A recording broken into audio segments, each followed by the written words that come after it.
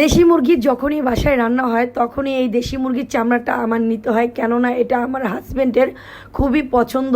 আর এর জন্য এই দেশি মুরগির চামড়াটা আমার নিতে হয়। তো যাই হোক, আজকে আমি রান্না করব দেশি মুরগি আর আলু দিয়ে। সেই রেসিপিটাই আপনাদের সবার সাথে শেয়ার করব। তো সবাই কেমন আছেন? আশা করছি সবাই খুব ভালো আছেন। তো প্রথমে আমি দিয়ে দিচ্ছি পরিমাণ মতন তেল, আর দিয়ে দিচ্ছি পেঁয়াজ কুচি।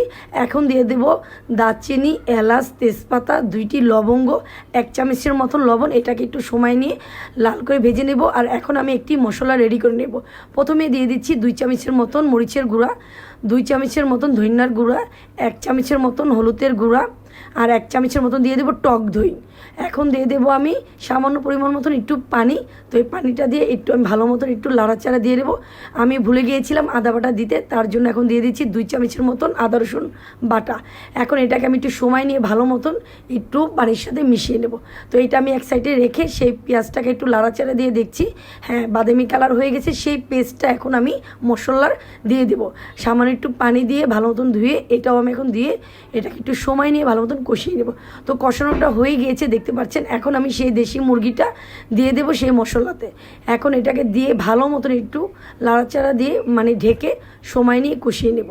তো এই তো পানিটা অলরেডি ছেড়ে দিয়েছে, কেননা মুরগি ধুইলে একটু পানি থাকে, ওই পানিটাতে আমি কষিয়ে নেব। আর এখন দিয়ে দেবো আলু। দেশি মুরগি কিন্তু গরুর মাংসর থেকে একটু সময় লাগে মানে সিদ্ধ হতে, যার কারণে একটু আমি আজকে একটু সময় নিয়ে ভালো মতন কষিয়ে নিচ্ছি। আর দিয়ে দিচ্ছি এখন 2 চামচের মতন জিরা ফাঁকি।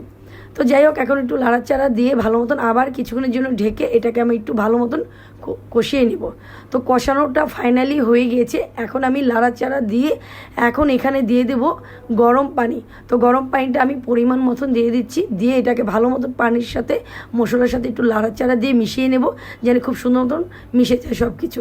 এখন এটাকে ঢেকে আমি কিছুক্ষণের জন্য বলক আসার জন্য একটু অপেক্ষা করব।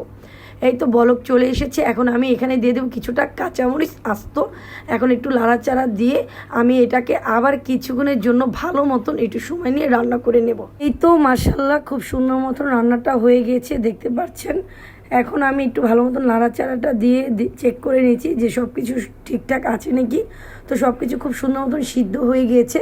আর কিন্তু দেখতে পাচ্ছেন কালারটাও কিন্তু মাশাআল্লাহ খুবই সুন্দর এসেছে, একদম গরুর মাংসর মতন কালারটা এসেছে। যেভাবে গরুর মাংস রান্না করলে যে কালারটা আসে না, ঠিক সেই কালারটা এসেছে এমনটা। তো কারা কারা আছেন যে দেশি মুরগি খেতে পছন্দ করেন? আমি জানি সবাই দেশি মুরগি পছন্দ করেন, তারপরও সবার কাছে জিজ্ঞেস করে নিচ্ছি। তো যাই হোক, আজকের রান্নাবান্নার রেসিপিটা আপনাদের সবার কাছে কেমন লাগলো সেটা কিন্তু অবশ্যই আমাকে কমেন্টে জানাবেন। আজকের ভিডিওটা এই পর্যন্তই। সবাই সুস্থ থাকবেন, ভালো থাকবেন, আল্লাহ হাফেজ।